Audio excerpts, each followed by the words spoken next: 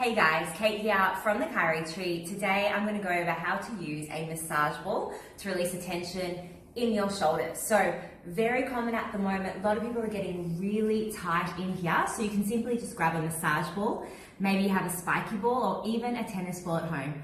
All of these will work absolutely fine. And what you're going to do is you're going to lean onto the wall with the ball and you're just going to roll it around and you'll feel some really tight spots. So it's kind of like someone getting their elbow in there. That's kind of the pressure you're looking for. And you're just going to lean on it. Release that tension spot. Then you're just going to roll over to the next point, and then you're going to hang there for a little bit longer and release that tight spot. Now, the areas you want to focus on are your upper traps, right here on the outside of your shoulder, and up there between your spine and your shoulder blade as well. All these are getting really tight at the moment, especially if you're sitting down a lot and rolling those shoulders forward. So give that a go. I recommend you do this maybe every 2 to 3 days just to give your muscles a chance to relax a little bit. And of course, you're going to do it on both sides. If you have any questions, let me know. Otherwise, have fun.